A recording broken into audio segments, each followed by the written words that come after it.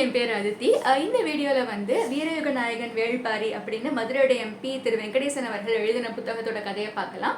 இந்த புத்தகம் வந்து 2 தொகுதிகளை வெளிவந்திருக்கு.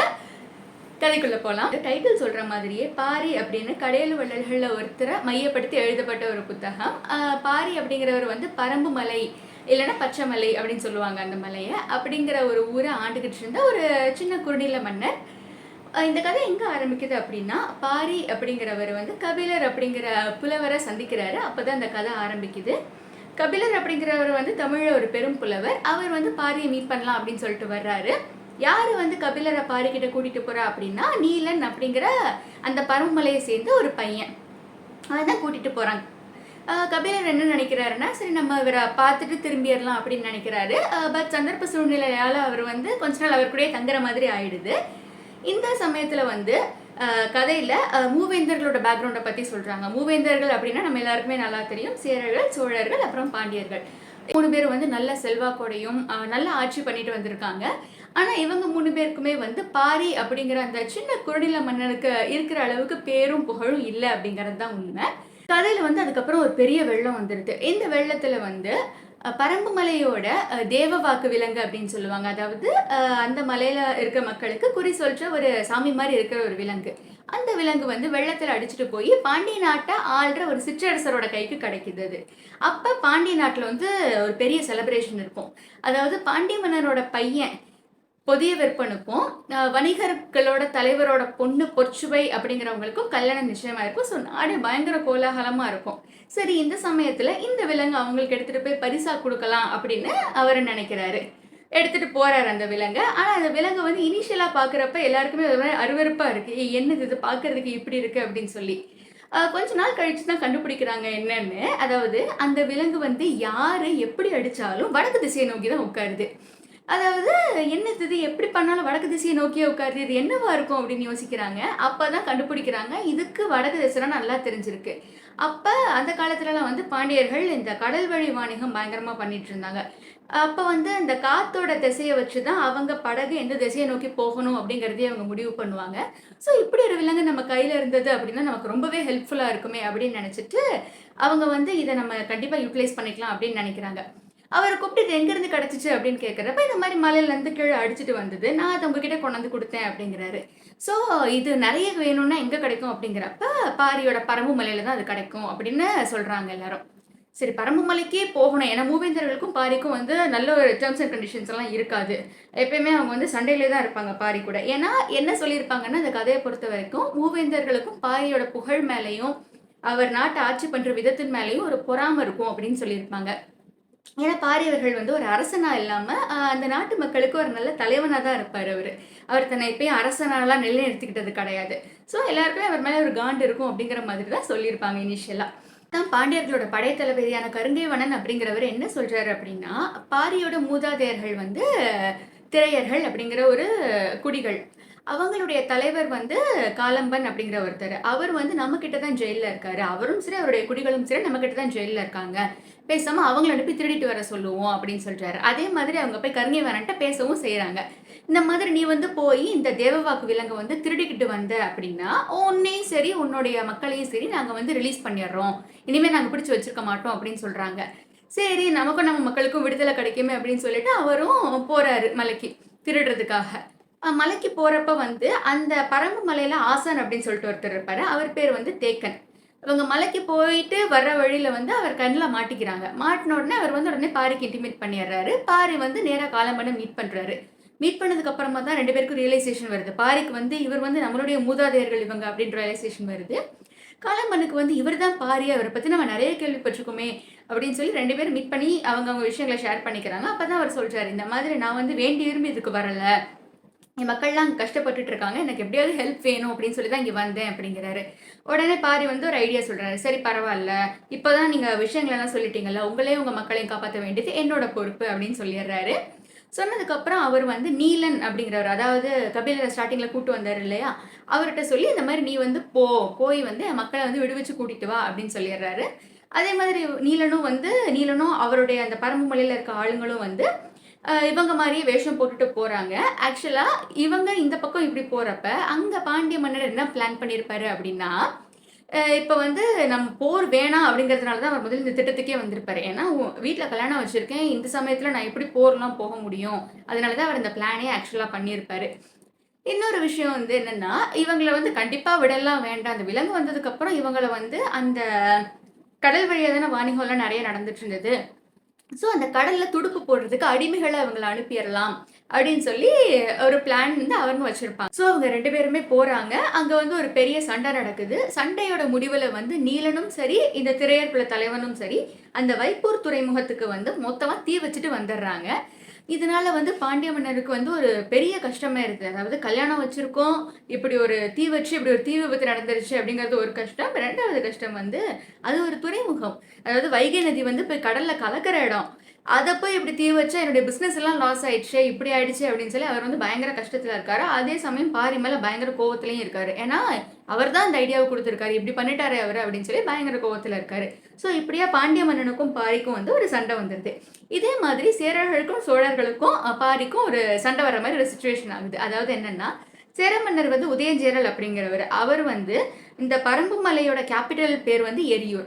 அந்த இடத்த வந்து எப்படியாச்சும் தனக்கு சொந்தமாக்கணும் அப்படின்னு நினைக்கிறாரு. அதுக்காக அவர் வந்து அது என்ன நினைக்கிறாருன்னா, அந்த இடத்துல வந்து பாரியோட ஸ்ட்ராங் ஃபேக்டர் வந்து குதிரைப்படை. ஸோ மலையில வந்து ஏறி குதிரைப்படைய சண்டை போடுறதெல்லாம் நடக்கிற காரியமே கிடையாது.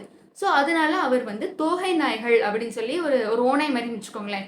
அப்படிங்கிற ஒரு டைப் ஆஃப் விலங்கை அதுக்காக தயார் பண்ணிட்டு இருப்பாரு. இதே மாதிரி வந்து சோழ மன்னன் அவர் பேர் வந்து செங்கன சோழன் அப்படிங்கிறவர். அவர் வந்து அவருக்கு என்ன விஷயம் தெரியும் அப்படின்னா, இந்த பரம்பு நாட்டில் இருக்க மக்கள் எல்லாருக்குமே மாணிக்கம் அந்த மாதிரி ஜுவல்ஸ் எல்லாம் மண்ணில் ஈஸியாகவே கிடைக்கும் அவங்களுக்கு, அந்த மாதிரி கற்கள் எல்லாமே. அதெல்லாம் எடுத்து அவங்க வந்து சிறுவாலி அப்படிங்கிற ஒரு இடத்துல சேமிச்சு வச்சுட்டு இருக்காங்க அப்படின்னு தெரியும். பட் அந்த இடம் எங்க இருக்கு அப்படின்ற விஷயம் யாருக்குமே தெரியாது. ஸோ அவர் வந்து என்ன பண்றாருன்னா, காடர்கள் அப்படின்னு சொல்லி அதே மாதிரி ஒரு ட்ரைபை எடுக்கிறாரு வேலைக்கு. இந்த மாதிரி நீங்க வந்து எனக்கு போய் அந்த இதை எப்படியாவது எடுத்து கொடுக்கணும் அப்படின்னு சொல்றாரு. இந்த காடர்களோட ஸ்பெஷாலிட்டி என்ன அப்படின்னா, அவங்க வந்து தண்ணி எங்க இருக்கோ அதை ஈஸியா அவங்களால கண்டுபிடிக்க முடியும். அதாவது நிலத்துக்கடியில எங்க தண்ணி இருக்கோ, எந்த இடத்துல இருக்கோ அதை அவங்களால ரொம்பவே ஈஸியா கண்டுபிடிக்க முடியும். அத வந்து அவங்க ஒரு யானைப்படைய வச்சு பண்ணுவாங்க. ஸோ, இவங்க 2 பேருமே வந்து தனித்தனியா பிளான் பண்றாங்க. அதாவது ஒருத்தர் பிளான் பண்றது வந்து இன்னொருத்தருக்கு தெரியாது. தனித்தனியா பிளான் பண்றாங்க. இந்த மாரி அவர் மலைய அட்டாக் பண்ணணும் அப்படின்னு சொல்லி பிளான் பண்றாங்க. அதே மாரி ஒரே நேரத்துல வந்து அட்டாக் பண்ணவும் போறாங்க. பாருக்கு இந்த விஷயம் தெரிஞ்சோனே வந்து ஐடியா பண்றாரு. அதாவது எப்படி இத பண்றது அப்படின்னு உடனே சேர மன்னர் வந்து எத கொண்டுட்டு வர்றாரு? தோகை நாய்கள் அப்படிங்கிற ஒரு விலங்க கொண்டுட்டு வர்றாரு. ஸோ அந்த தோகை நாய்கள சுத்தி கரும்பு சாறு, அதாவது சர்க்கரை கலந்த சாற வந்து அவங்கள சுத்தி தெளிக்கிற மாரி பண்ணிர்றாரு. ஸோ அதன் மூலமா எறும்பெல்லாம் சேர்ந்து அந்த இத கடிக்க ஆரம்பிச்சுரும். கடிக்க ஆரம்பிச்சு அந்த விலங்குகள்லாம் ரொம்ப கஷ்டப்பட்டுரும். ஸோ அவங்களால போர் பண்ண முடியாது. தோத்து போய் போயிருவாங்க. அதே மாதிரி தான் வந்து சோழர்களுக்கு யானைகள் தான் பலம் அப்படின்ன உடனே, அவங்க வர்ற வழியில ஒரே ஒரு இடத்துல தான் தண்ணி குடிக்கிறதுக்கு இடம் இருக்கும். அந்த இடத்துல விரிசங்கு அட்டை அப்படின்னு சொல்லி ஒரு அட்டை. அதாவது சாதா அட்டை வந்து ஒரு இடத்துல கிடைக்கும்னா, அது வந்து ஒரு 4 இல்ல 5 இடத்துல கிடைக்கும். அத வந்து தண்ணீல விட்டுருவாங்க. யானை எல்லாம் தண்ணிய குடிச்சிரும். தண்ணிய குடிச்ச உடனே யானைகளுக்கெல்லாம் மதம் பிடிச்சு சொந்த படையவே அட்டாக் பண்ண ஆரம்பிச்சுரும். அது மதம் பிடிச்சு என்ன பண்றதுன்னு தெரியாம. ஸோ ஆக 2 பேருமே வந்து தோத்து போய் தான் திரும்பி போவாங்க. இது 2 பேருக்குமே ரொம்ப கஷ்டமாயிரும். ஸோ இவங்க 2 பேரும் தோத்து போய் வந்துட்டாங்க அப்படிங்கிற விஷயம் தெரிஞ்சு பாண்டிய மன்னர் வந்து கூப்பிடுவாரு. சரி வாங்க எல்லாம் மீட் பண்ணலாம் அப்படின்னு சொல்லி கூப்பிட்டுட்டு ஒரு போர் வச்சுக்கலாம் அவருக்கு எதிரா அப்படின்ட்டு போவாரு. என்ன எல்லாருமே என்ன யோசிக்கிறாங்க அப்படின்னா, பாரி வந்து சும்மா சண்டை போடலாம் வர்ற ஆள் கிடையாது. அவருக்கு வந்து சண்டைக்கு ஏதாவது ஒரு ஸ்ட்ராங் ஃபேக்டர் வேணும். சும்மாலாம் அவர் வந்து வம்பு இழுக்க மாட்டாரு அப்படின்னு சொல்லி ஏதாவது பண்ணலாம் அப்படின்னு சொல்லி பிளான் பண்ணிட்டு இருக்காங்க. அப்ப என்னன்னா, நீலன் அப்படிங்கிறவர் இருக்கார் இல்லையா? அதாவது ஆரம்பத்துல கபிலர கூட்டிட்டு வந்தவரு. அதுக்கப்புறம் இந்த துறையூர் அதாவது அந்த துறைமுகத்துக்கு தீ வச்சவரு. அவர் வந்து அவரோட மனைவிக்கு வளகாப்பு வச்சிருப்பாங்க. ஸோ அந்த டயத்துல பிளான் பண்ணி போயி அவர தூக்கிர்றாங்க. அவர தூக்குனா எப்படியும் போர் வரும். போர் வந்தா சண்டை வந்து தான் ஆகணும். அவருக்காக கண்டிப்பா பாரி வருவாரு அப்படின்னு அவங்க எல்லாருக்குமே தெரியும். ஸோ அவங்கள கூட்டிட்டு வந்துடுறாங்க. பாரி வந்து சரி உடனே நம்ம சண்டைக்கு போகக்கூடாது. சண்டைனால 2 பக்கமுமே இழப்பு தான் நடக்க போகுது. ஸோ நம்ம பேசி பார்ப்போம் அப்படின்னு சொல்லி கபிலர அனுப்புறாரு மூவேந்தர்கள் கிட்ட. கபிலரும் போய் பேசுறாங்க. ஆனா வந்து அவங்க 3 பேரும் வந்து போர் தான் அப்படிங்கிற முடிவுல ரொம்பவே உறுதியா இருக்காங்க. ஸோ வேற வழி இல்லாம சரி போர் அப்படின்னு சொல்லி ஒரு இடம்லாம் ஃபிக்ஸ் பண்றாங்க. அப்ப தட்டியங்காடு அப்படிங்கிற ஒரு இடத்த வந்து ஃபிக்ஸ் பண்றாங்க. போருக்கு வந்து சில ஜெனரல் ரூல்ஸ் அண்ட் ரெகுலேஷன்ஸ் எல்லாமே இருக்கும். அத போற மானிட்டர் பண்றதுக்காக திசையன் வேளார் அப்படிங்கிற ஒருத்தர ஃபிக்ஸ் பண்ணியிருப்பாங்க. அவர் வந்து சில கிரவுண்ட் ரூல் சொல்லுவார். அதாவது இந்த போர்ன்னு இல்ல, எந்த போர் எடுத்துக்கிட்டாலுமே வந்து காலையில ஒரு சூரியன் உதிக்கிறப்ப ஆரம்பிக்கிறப்போ, சூரியன் அஸ்தமனம் ஆகிறப்ப கண்டிப்பா முடிஞ்சிரணும். அதே மாதிரி வந்து யாராவது வாள கீழ போட்டுட்டாங்க, இல்ல யாரோட வாளாவது கீழ விழுந்துருச்சு, நிராயுதபாணியா நிக்கிறாங்கன்னா, அவங்கள வந்து எந்த காரணத்த கொண்டும் அட்டாக் பண்ணக்கூடாது. இந்த மாரி சில கிரவுண்ட் ரூல்ஸ்லாம் ஃபிக்ஸ் பண்ணிக்கிறாங்க. போர் வந்து ஆரம்பிக்குது. போர் ஆரம்பிச்சு நடந்துகிட்டு இருக்கு. 2 பக்கமுமே வந்து நெறைய இழப்புகள் ஏற்படுது. ஸோ, இப்ப இந்த டயத்துல வந்து ஒரு பிளான் பண்றாங்க மூவேந்தர்கள் சேர்ந்து. அதாவது என்னன்னா, இவங்க வந்து துறைமுகத்துக்கு தீ வச்சிருப்பாங்க இல்லையா? தீ வச்சதோட சேர்த்து அந்த நீலன் வந்து இன்னொருத்தர கூட்டிட்டு வந்திருப்பாரு அந்த இடத்துல இருந்து அப்படின்னு சொல்லிட்டு ஒரு குடிகளோட தலைவர் வந்து இவங்க கிட்ட மாட்டிக்கிட்டு இருந்திருப்பாரு. அவரையும் சேர்த்து காப்பாத்தி கூட்டிட்டு வந்துருவாங்க துறைமுகத்துக்கு தீ வச்சப்போ. அவர்கிட்ட கூப்பிட்டு பேசுவாங்க. ஏன்னா அவருடைய குடிகள் வந்து இன்னும் அவங்களுடைய கண்ட்ரோல்ல தான் இருக்கும். ஸோ நீ வந்து பாரிய கொன்று. சத்தமில்லாம நீ அவர கொன்னுடு. ஏன்னா அவர் வந்து அவர் பாரி கூடவே தான் இருப்பாரு. ஸோ நீ அவங்கள கொன்னுடு. கொன்னுட்டேன்னா உன்னுடைய மக்கள வந்து நாங்க விட்டுர்றோம் அப்படின்னு சொல்லி ஒரு பொய்யான வாக்குறுதி குடுப்பாங்க. இதெல்லாம் இந்த பக்கம் நடந்துகிட்டு இருக்கும். இன்னொரு பக்கம் வந்து பாண்டிய மன்னரோட மருமகள், அதாவது பொற்சுவை இருக்கா இல்லையா? அவளோட கதைய ஸ்டார்ட் பண்ணுவாங்க. அதாவது அவளுக்கு வந்து அவளும் போர் நடக்கிற இடத்துல தான் இருப்பா. ஏன்னா, கல்யாணம் ஆன புதுசு போர் வேற நடக்குது. ஸோ அவங்க 2 பேருக்குமே ஒரு தனி பங்களா மாதிரி கட்டி குடுத்துருப்பாங்க. அவங்க அங்க தான் இருப்பாங்க. அவங்க வந்து கபிலருடைய மாணவி. அவங்களுக்கு வந்து பாரி மேலயும் சரி, கபிலர் மேலயும் சரி ஒரு பயங்கரமான மரியாதை இருக்கும். எப்படியாவது பாரிய மீட் பண்ணணும் அப்படின்னு நினைக்கிறாங்க. இந்த சமயத்துல அவங்களுக்கு வந்து ஒற்றர்கள் மூலமா தகவல் வருது. அதாவது என்னன்னா, பாரிய கொல்லப் போறாங்க அப்படின்னு சொல்லி. ஐயோ! இது கண்டிப்பா நடக்கக்கூடாது. நம்மளால முடிஞ்ச எதையாவது பண்ணி நம்ம இத தடுக்கணும் அப்படின்னு அவங்க நினைக்கிறாங்க. அவங்க நினைச்சு பாரியை நான் மீட் பண்ணிட்டு வர்றேன். கபிலர பார்க்க போறேன். பாரியையும் பார்த்துட்டு வரேன் அப்படின்னு சொல்லிட்டு கிளம்புறாங்க. இந்த டயத்துல என்ன பிளான் பண்றாங்கன்னா, ஏதாவது என்ன அஜெண்டா இருக்கும் அவங்களுக்கெல்லாம். இப்படி இந்த டயத்துல தான் இங்க போகணும், இவங்கள மீட் பண்ணணும் அப்படின்னு சொல்லி அவங்களுக்குலாம் ஒரு ஸ்கெட்யூல் மாதிரி இருக்கும். ஏன்னா அவங்க ராணி இல்லையா? ஸோ என்ன ஸ்கெட்யூல் இருக்குன்னா, முதல்ல அவங்க போய் கபிலர கும்பிடுவாங்க. 2வதா கும்பிடுற ஆள் பேரு வந்து பாரி அப்படின்னு சொல்லி சொல்லிருவாங்க. ஸோ 2வதா அவ கும்பிடுற ஆள கொலை பண்ணிடு அப்படின்னு தான் இன்ஸ்ட்ரக்ஷன் குடுத்துருப்பாங்க. இந்த பொண்ணுக்கு அந்த விஷயம் தெரிஞ்சு எப்படியாவது தடுக்கணுமே. ஏன்னா இந்த பொண்ணுக்கு தூக்கிட்டு போறது பல்லக்கு தூக்கிட்டு போறதுல டிஃபரன்ஸ் தெரியும் இந்த பொண்ணுக்கு. என்ன நம்ம இவங்க வந்து ஏன்னா பல்லக்கு தூக்கிட்டு போறது வந்து பல்லக்கு தூக்கிகள் கிடையாது. வீரர்கள். இந்த பொண்ணுக்கு டிஃபரன்ஸ் தெரியும். என்ன இப்படி பல்லக்கு தூக்கிட்டு போறாங்களே அப்படின்னு சொல்லி டிஃபரன்ஸ் தெரியும். அந்த பொண்ணு சென்ஸ் பண்ணிரும். ஸோ ஒரு பிளான் பண்ணும். அதாவது இந்த பொண்ணு வந்து போகும். போய் வந்து ஃபர்ஸ்ட் வந்து சொன்ன மாரி கபிலர் கால்ல தான் விழுந்து ஆசீர்வாதம் வாங்கும். 2வது அந்த பொண்ணு விழ வேண்டியது பாரியோட கால்ல. பட் அந்த பொண்ணு பாரியோட கால்ல விழாம ஈங்கையன் அப்படிங்கிறவர் யாரு அப்படின்னு கேட்கும். அவங்கலாம் காட்டுவாங்க. ஈங்கையன் எதுக்கு இந்த பொண்ணு கேக்குது அப்படின்னு சொல்லி காட்டுவாங்க. காட்டுனோனே நேரா போய் அவர் கால்ல விழுகும். வீரர்கள் எல்லாருமே வந்து போய் அவர அட்டாக் பண்ணிருவாங்க. ஒரு சின்ன கலவரம் மாதிரி நடக்கும். அம்பெல்லாம் எய்வாங்க. ஒரு ஈட்டி வந்து இந்த சமயத்துல பொற்சுவை மேல பட்டு அந்த பொண்ணு செத்து போயிரும். ஸோ இவர காப்பாத்த வந்து அந்த பொண்ணு இறந்துரும் அப்படின்னு சொல்லி அந்த பொண்ணு வந்து கிட்டத்தட்ட அந்த ஊர்ல வந்து தெய்வமா வச்சு கும்பிட ஆரம்பிப்பாங்க அதுல இருந்து. இது வந்து எல்லாருக்குமே பயங்கர ஷாக்கிங்கா இருக்கு. என்ன இந்த அளவுக்கு இறங்கிட்டாங்களே அப்படின்னு சொல்லி எல்லாருக்கும் ரொம்ப ஷாக்கிங்கா இருக்கு. அடுத்து வந்து என்ன பிளான் பண்றாங்க அப்படின்னா, சரி நீலனுக்காக தான் இந்த போரு. ஆனா அந்த போர் போற போக்க பார்த்தா நீலன் எப்படியும் நீலன ஈஸியா கூட்டிட்டு வர முடியாது போல இருக்கு. அப்படின்னு சொல்லிட்டு எல்லாரும் சேர்ந்து ஒரு பிளான் பண்றாங்க. எப்படியும் வந்து இவ்ளோ சம்பவங்கள்லாம் நடந்துகிட்டு இருக்கும். பட் பாரி வந்து போருக்கு இறங்க மாட்டாரு. ஏன்னா அவர் வந்து போர நின்னு மேற்பார்வை மட்டும் தான் பண்ணிட்டு இருப்பாரு. அவருடைய குடிகள் மட்டும் தான் போர்ல சண்டை போடுவாங்க. ஸோ பாரி இறங்காதது ஒரு டிஸ்அட்வான்டேஜா அவங்களுக்கு இருக்கு. இப்ப வந்து நீலன எப்படியாவது மீட்கலாம் அப்படின்னு சொல்லி ஒரு பிளான் பண்ணியிருப்பாங்க இல்லையா? அந்த பிளான் பண்ணது யாருன்னா, இராவதன் அப்படிங்கிற ஒருத்தர். அவர் வந்து பாரிக்கு அடுத்த நிலையில இருக்கிறவரு. அடுத்த ராஜா அவர்தான் அப்படின்னு சொல்லப்பட்டுட்டு இருக்கவர் அவரு. அதாவது பரமமலைக்கு அடுத்த ராஜா அவர்தான் அப்படின்னு சொல்லப்பட்டுட்டு இருக்கவரு. அவங்களால வந்து சரியா கம்யூனிகேட் பண்ண முடியல. இந்த பொற்சுவை இறந்ததுனால எல்லாருமே வந்து ஒரு ஒரு மாதிரி கஷ்டத்திலே இருப்பாங்க. ஸோ அவங்களால தெளிவான கம்யூனிகேஷன் இல்லாம போயிரும். அடுத்த நாள் போர்ல வந்து இராவதன வந்து கொன்றுவாங்க. அதாவது யார் கொல்லுவா அப்படின்னா, சேர பாண்டிய இளவரசர்கள் சேர்ந்து கொன்றுவாங்க. இன்னொரு விஷயம் என்னன்னா, அவங்க வந்து 6 மணிக்கு மேல தான் அவன கொன்றுப்பாங்க. அந்த போர்ல. போருக்கு உட்பட்டு அவங்க நடந்துட்டு இருந்திருக்க மாட்டாங்க. இத வந்து திசையன் வேளார் கேட்பாரு போயிட்டு, "ஏங்க இப்படி பண்றீங்க நீங்க? இந்த மாதிரி நான் தான் செட் பண்ணி குடுத்துருக்கேன் ரூல்ஸ் அண்ட் ரெகுலேஷன்ஸ். நீங்க இத மீறினீங்கன்னா என்ன அர்த்தம்?" அப்படின்னு போய் கேட்பாரு. சேர சோழ பாண்டியர்கள் எல்லாமே உடனே வந்து அவரையே தப்பா சொல்லிருவாங்க. "நீ வந்து பாரிக்கு சப்போர்ட் பண்றதுனால தான் இப்படி பண்ற. உனக்கு என்ன தெரியும் இத பத்தி?" அப்படி இப்படின்லாம் ரொம்ப பேசிர்றாங்க. ஸோ இவ்ளோ பேச்ச கேட்டுட்டு நான் எதுக்கு இருக்கணும்? நீங்களே பார்த்துக்கோங்க அப்படின்னு சொல்லி அவர் வந்து அந்த மொமெண்ட்லயே உயிர் தொறந்துர்றாரு.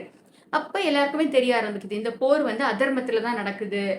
இது வந்து தர்மத்தோட வழிக்கு போற மாரி தெரியல அப்படின்னு சொல்லிட்டு. பரமமலையோட ஆசான் தேக்கன் அப்படின்னு சொல்லிட்டு ஒருத்தர் முன்னாடி சொல்லியிருந்தேன் இல்லையா? அவர் வந்து இந்த டயத்துல ஒரு டிசிஷன் எடுப்பாரு. அதாவது நான் உயிரோட இருக்கிற வரைக்கும் பாரி இறங்க மாட்டாரு. அவர் இறங்கணும்னா நான் சாகணும் அப்படின்னு சொல்லிட்டு அவர் வந்து தன்னை குத்தி கொன்றுவாரு. தன்னை தானே தற்கொலை பண்ணிக்குவாரு அவரு. அதுக்கப்புறமா வந்து பாரி இறங்கிருவாரு. இது வந்து இவ்ளோ நடந்துருச்சு. இனிமே வந்து நம்ம இறங்கி அடிக்கிறோம் அப்படின்னு சொல்லி தன்கிட்ட இருக்க 14 குடிகள கூட்டிட்டு போவாரு. கூட்டிட்டு போயி அவங்க இந்த சேர சோழ பாண்டியர்கள்லாம் உட்காந்து இனிமே வந்து தர்மமாவது ஒண்ணாவது இனிமே வந்து நமக்கு எப்படியாவது நீலன கூட்டிட்டு வரணும். அது ஒண்ணு தான் நம்மளுடைய கோல் அப்படின்னு சொல்லிட்டு போறாங்க. நீலனை வந்து இந்த டயத்தில் இந்த விஷயம்லாம் தெரிஞ்சு ஸ்ட்ராங்கான செக்யூரிட்டி இருக்க ஒரு இடத்துக்கு ஷிஃப்ட் பண்ணிடுறாங்க. அதாவது அவரை வந்து ஒரு இடத்துல அடைச்சி வச்சு, போர் நடக்கிற இடத்துல இருந்து ஒரு குறிப்பிட்ட தூரத்தில் இருக்க ஒரு இடத்துல அடைச்சி வச்சு சுற்றி காவலுக்கு ஒரு 200 யானையை போட்டுடுறாங்க. இந்த டயத்தில் பாரி வந்து ஒரு தந்தாமுத்துக்காரங்க அப்படின்னு சொல்லி ஒரு ட்ரைபோட ஹெல்ப்பை கேட்டு போவார். அவங்க வந்து யானைக்கு மதம் பிடிக்க வைக்கிறவங்க. அவங்க ஹெல்ப்போட அவங்கள தயாராக சொல்லிடுவார். அதாவது நான் கூப்பிட்டேன், நீங்கள் எப்போனாலும் வரணும் அப்படின்னு சொல்லிடுவார். சேர சோழ பாண்டியர்கள்லாம் உட்காந்து பேசிட்டு இருக்க இடத்துல வந்து அன்னலி அப்படின்னு சொல்லி ஒரு நெருப்பு பூச்சியை பறக்க விட்டுருவாரு. எல்லா இடமும் பற்றி எரிய ஆரம்பிச்சிடும். இந்த டயத்தில் அவர் முன்னாடி சேர பாண்டிய இளவரசர்கள் வருவாங்க. பாரி வந்து வெட்டி வீசிட்டு போயிடுவார் 2 பேரையும். கடைசியாக போய் நீலனை மீட்டுருவாங்க எல்லாருமா சேர்ந்து. அதோட அந்த கதை முடிஞ்சிடும். இந்த கதையோட ஹைலைட் என்ன அப்படின்னா, வரலாற்று விஷயங்களை வந்து ரொம்பவே அழகாக சொல்லியிருப்பாங்க. அதாவது அந்த தோகை நாய்கள் அப்படிங்கிற ஒரு டைப் ஆஃப் விலங்கு ஆகட்டும், இல்லை அன்னலி அப்படிங்கிற ஒரு நெருப்பூச்சி ஆகட்டும், இல்லை அந்த அமைக்கிற போர் வியூகங்கள் ஆகட்டும், அதாவது மலைப்பகுதியில் வாழற மக்கள் தானே அப்படின்னு நம்மளால யோசிக்கவே முடியாது. ஏன்னா அவங்களுடைய போர் டெக்னிக்ஸ் எல்லாம் வந்து நாட்டில் நிலப்பரப்பில் வாழ்கிறவங்கள விட வேற லெவலில் இருக்கும். ஸோ நல்ல வரலாற்று கதை வேணும்னா நீங்கள் கண்டிப்பாக இந்த புக்கை ட்ரை பண்ணி பார்க்கலாம். ப்ரிட்டி லாங் புக்கு தான்.